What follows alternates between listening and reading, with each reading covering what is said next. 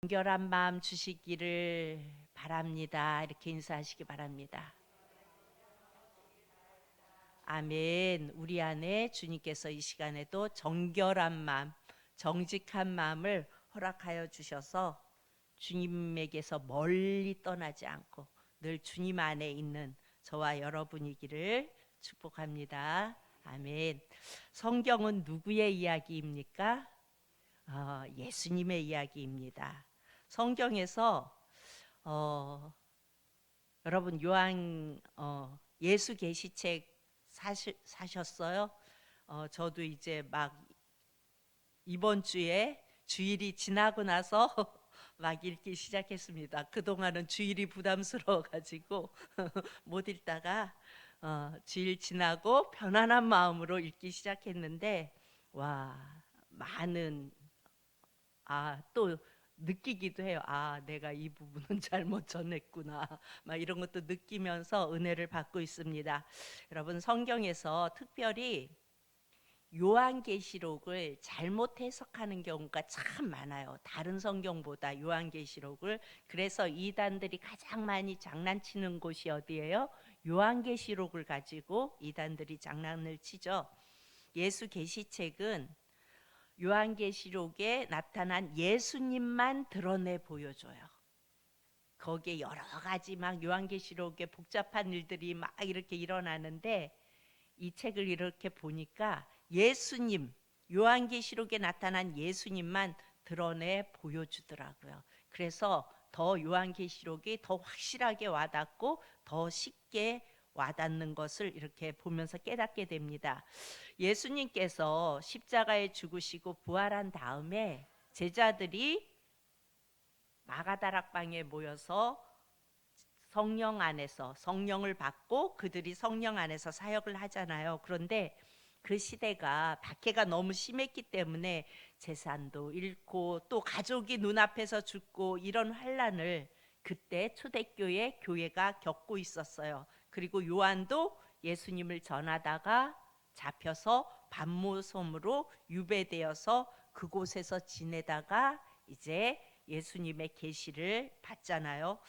요한계시록에 예수님은 만왕의 왕이세요.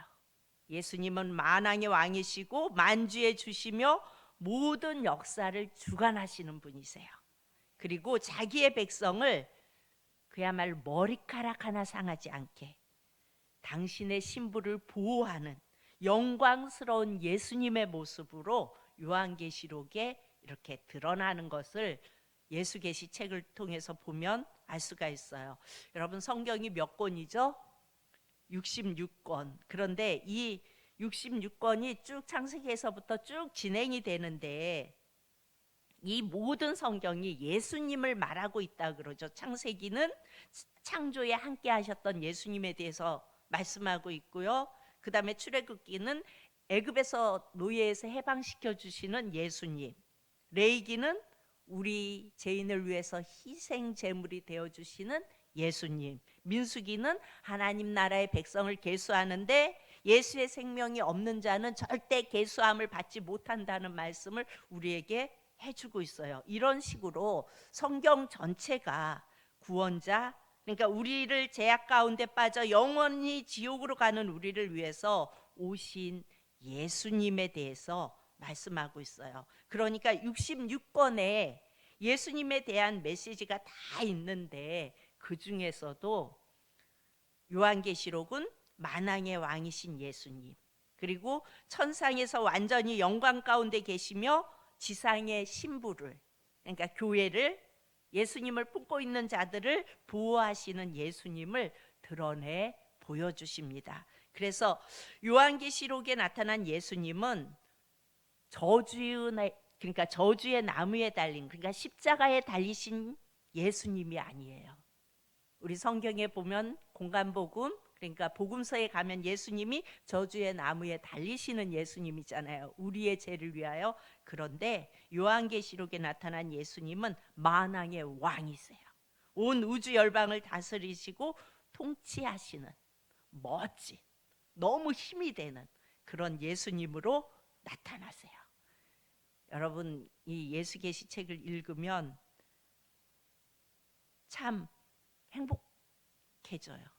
나를 보호하시는 그 예수님의 그 확실한 그 위엄 있는 그 모습을 보면 저도 열심히 읽고 있는데 읽으면서 정말 예배가 예배되어야겠다라는 생각이 자꾸 들어요. 이걸 읽으면서 예배가 더 예배되어야겠다.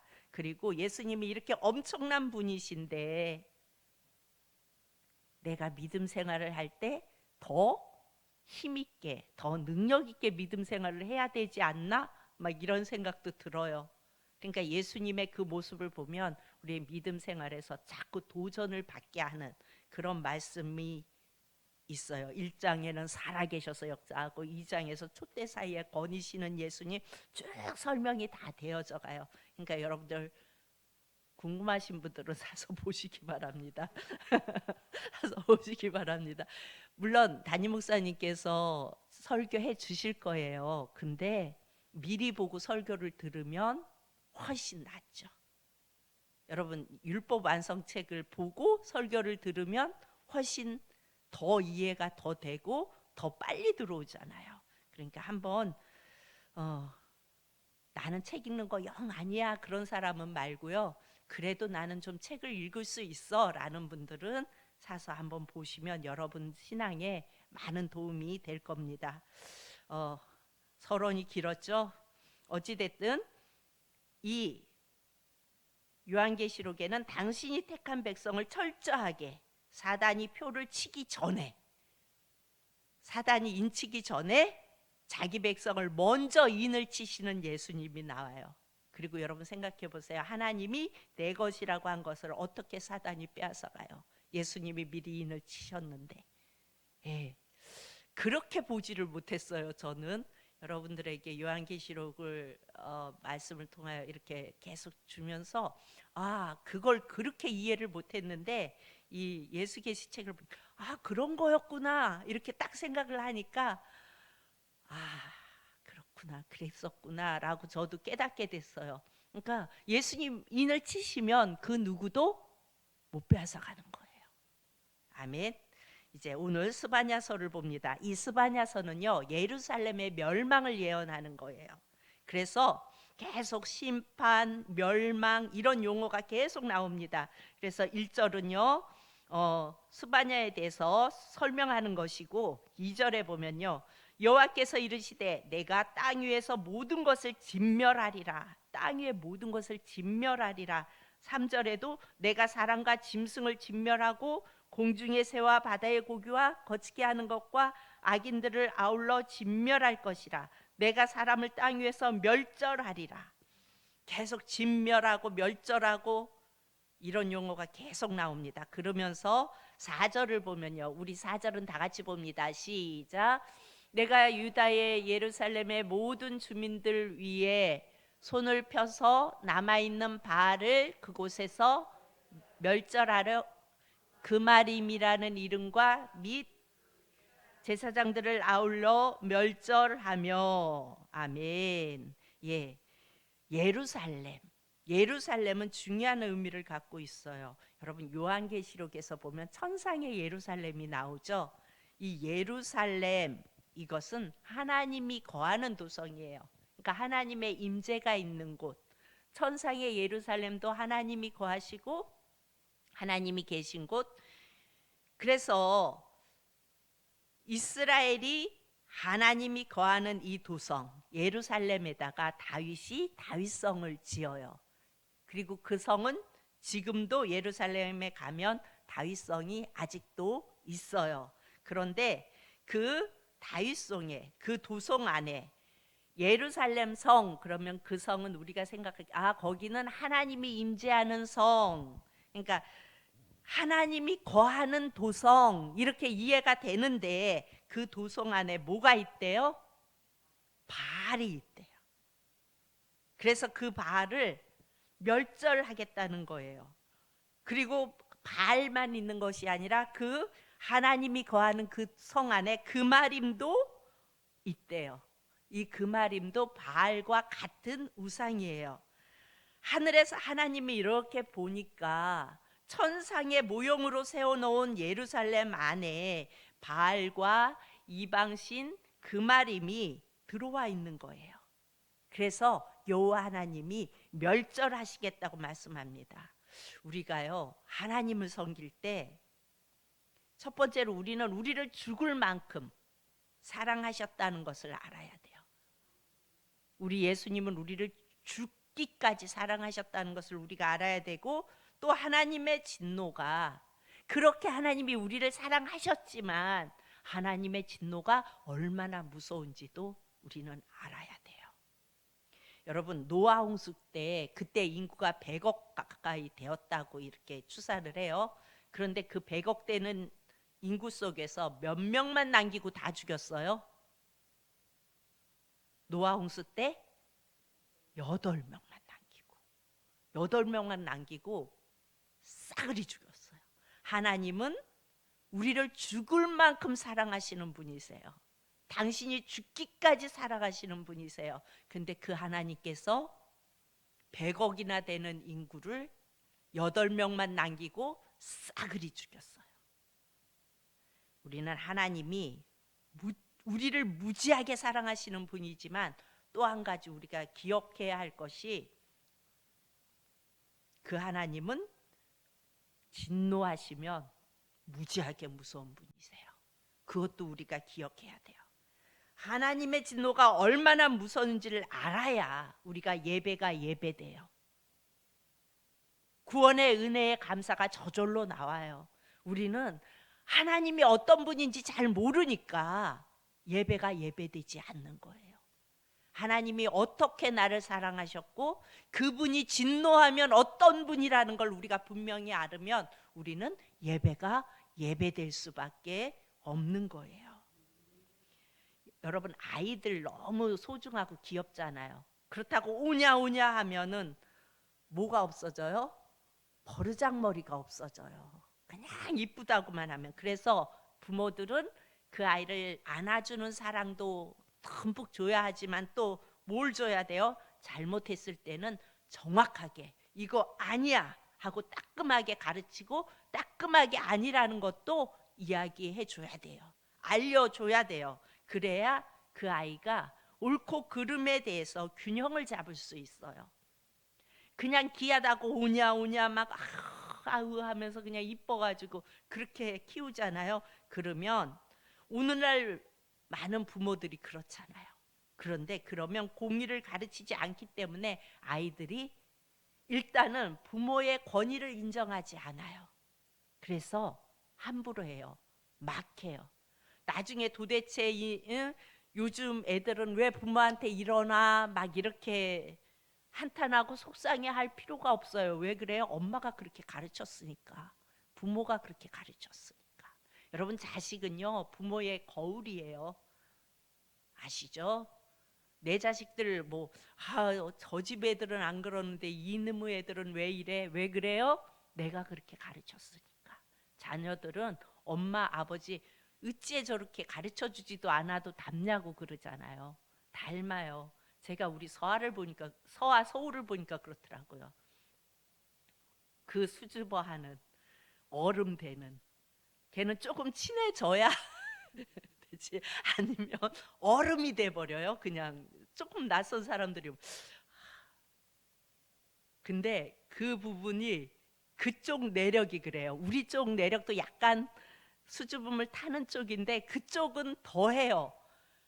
그래갖고 결혼식을 딱 했는데 처음엔 제가 막 오해했다니까요. 이 사람들이 이게 기분 나빠서 그러나 우리 친정 식구들이 다 가서 막 인사를 하는데 인사를 잘 못 받는 거예요. 그러니까 그러냐고 이러고 받아줘야 되는 거잖아요. 사돈 쪽에서 인사하면 그야말로 기분 나빠서 뭐 인사 안 받으려고 하는 사람처럼 막 이런 느낌이 들어가지고 우리 친정 쪽에서 엄청 오해를 했잖아요. 와, 신실이 시집살이 엄청 하겠다 그렇게 오해를 했는데, 이게 서먹서먹하면 이게 안 되는 거예요. 근데 우리 서우 아빠도 약간 그런 게 있어요.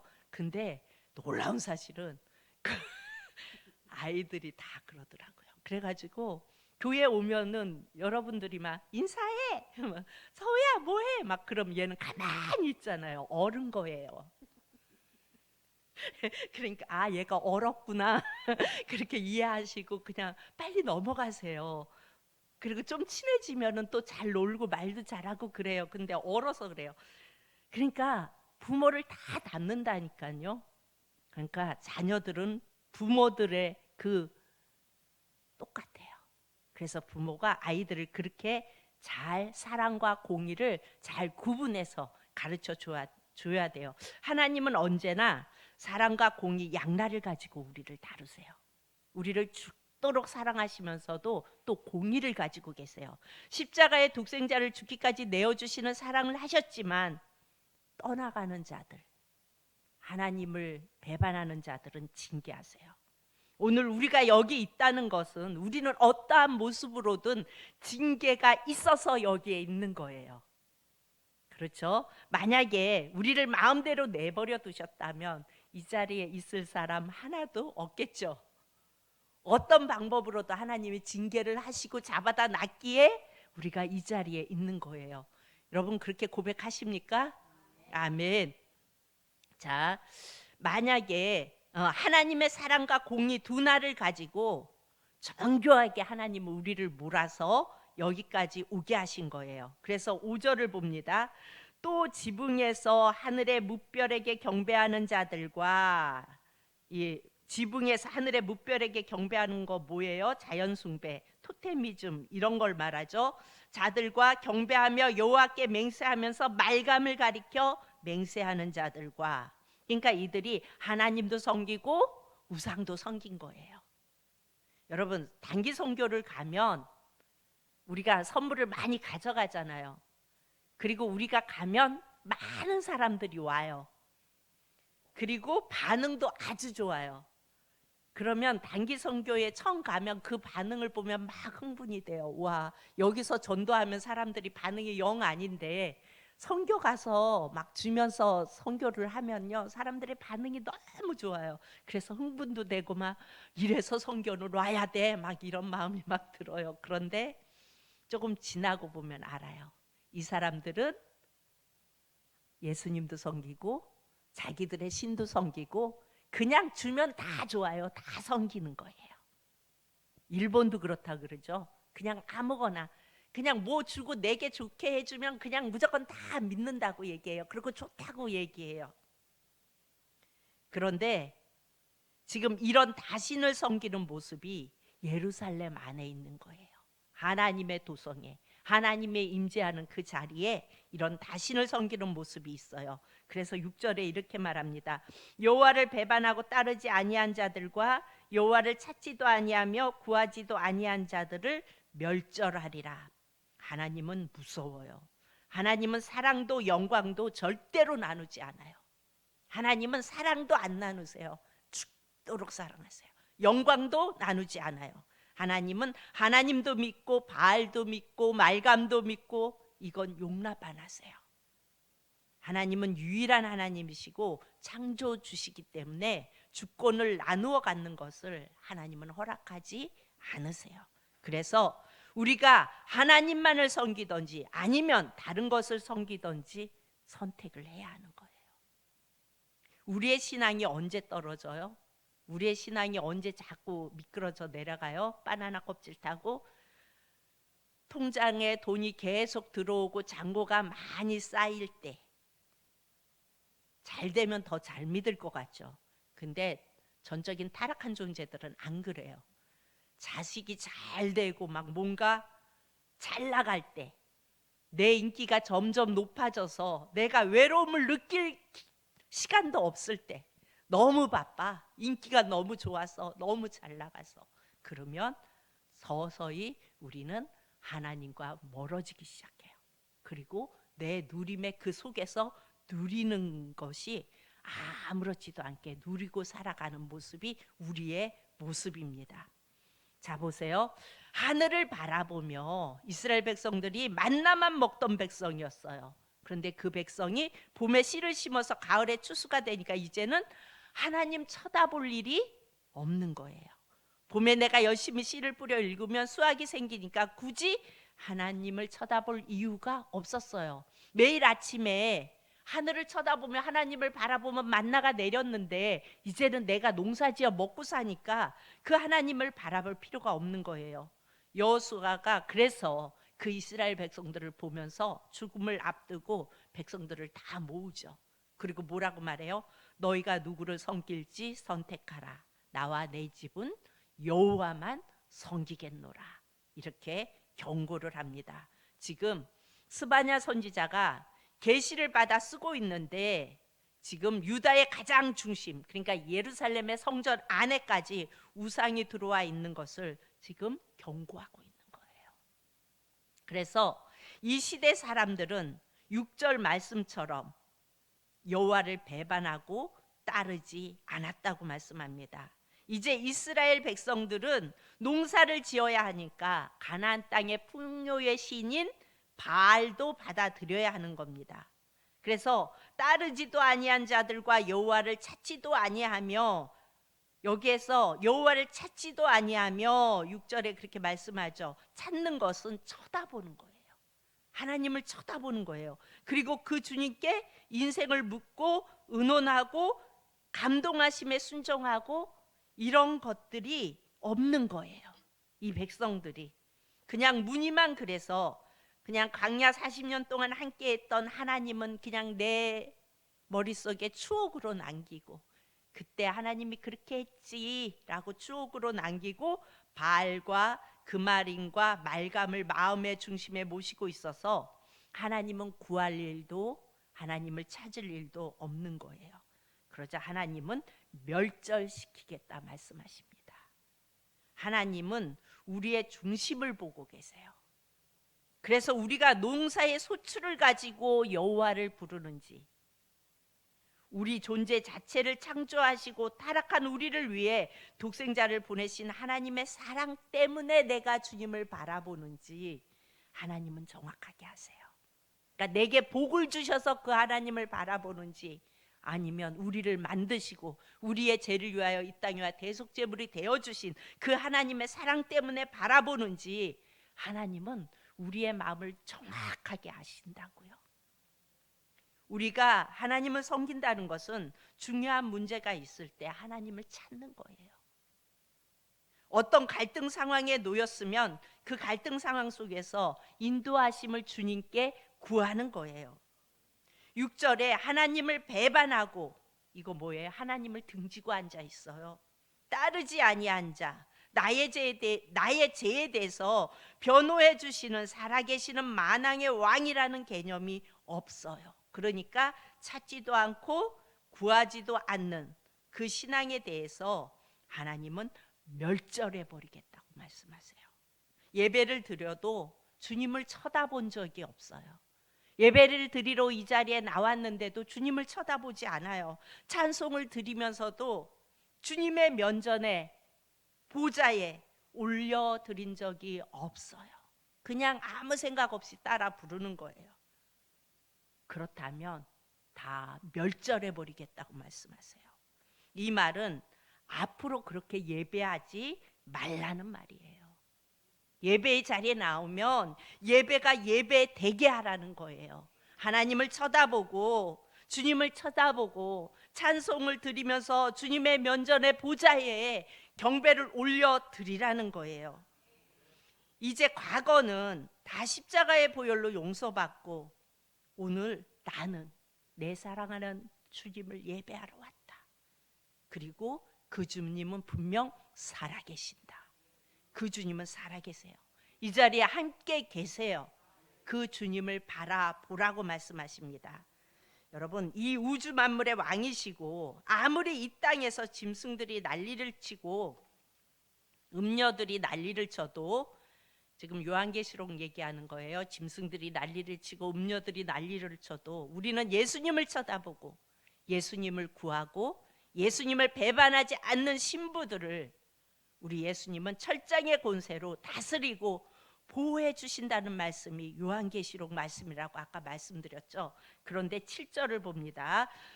7절 시작. 주 여호와 앞에서 잠잠할지어다.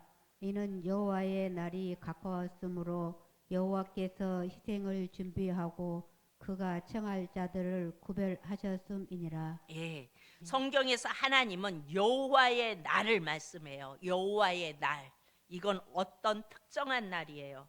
그리고 그 날이 가까웠으므로 여호와께서 희생을 준비하고 그가 청할 자들을 구별하셨음이니라. 요 구별은 성도예요. 구별. 자, 여러분, 교회를 다닌다고 성도가 아니에요. 깨끗하고 착하게 살아서 성도가 아니에요. 성도는 예수 그리스도의 청함을 받아서 구별된 자가 성도예요.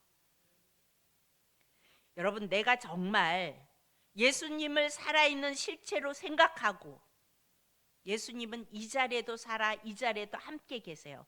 그런데 그 예수님을 살아있는 실체로 생각하고 내가 삶을 살다가 막다른 골목에 섰을 때, 그야말로 내가 어찌할 바를 알지 못할 때 정말 예수님을 구하고 찾습니까? 여러분, 정말 그럴 때 영적인 관계가 주님과 맺어져 있습니까? 맺어져 있다면 걱정할 필요가 없어요. 우리가 막다른 골목에 서고 어찌할 바를 알지 못하는 그 상황에 섰을 때 예수님을 구하고 예수님을 찾고 영적인 관계가 맺어져 있다면 우리는 걱정할 필요 하나도 없어요. 왜요? 예수님을 배반하지 않은 신부들을 철장의 권세로 다스리고 보호해 주신다고 약속하고 계시니까 우리는 걱정할 필요가 없어요. 그러나 안 맺어져 있다면, 내가 그 상황 속에서 예수님을 바라보지 않고 예수님을 찾지 않고 예수님과의 관계가 맺어져 있지 않다면 주님은 그 관계를 맺기 위해서 그런 자에게 많은 외로운 시간, 많은 아픔의 시간, 많은 고통의 시간, 많은 눈물의 시간을 허락하실 수밖에 없어요. 하나님은 무서운 하나님이세요. 어떻게 해서라도 끌어다 놓으시잖아요. 그러니까 여러분, 그 많은 외로운 시간과 아픔과 고통과 눈물의 시간을 걸어가고 싶지 않으면 정신 바짝 차리고 예수님을 살아있는 실체로 생각하고 그 예수님과 늘 관계를 맺고 살아가야 한다는 겁니다. 아멘. 여호와의 날은요, 두 가지로 볼 수 있어요. 첫 번째, 우리가 미리 알고 있죠. 예수님이 이 땅에 오신 날, 구원의 실체가 되어서 이 땅에 온 날도 여호와의 날이에요. 그리고 또 하나는 예수님이 다시 오시는 심판의 날이에요. 그 심판의 날은요, 그날 예수님과 관계가 없는 그야말로 종교인이 뭐예요? 예수님과 관계는 없는데 교회는 열심히 다니는 사람들. 그러니까 교회 다닌다고 다 구원받는 거는 아니에요. 교회 다녀도 예수님께 붙어 있어야 돼요. 예수님과 관계가 맺어져 있어야 돼요. 그렇지 않으면 종교인들이에요. 종교 생활하기 위해 교회에 오는 거예요. 그런데 이런 종교인들은 싹 다 주님께서 진멸하시겠다고 말씀하세요. 신앙은 그야말로 내게 예수의 영이 있냐 없냐 이렇게 장난칠 수 있는 그런 무가치한 게 아니에요. 여러분, 이건 무서운 거예요. 예수님이 내 안에 계시지 않으면 계셔? 안 계셔? 그래서 이렇게 장난칠 일이 아니라니까요. 이거는 안 계시면 끝나는 거예요. 관계가 맺어져 있으면 끝까지 보호하신다고 약속하세요.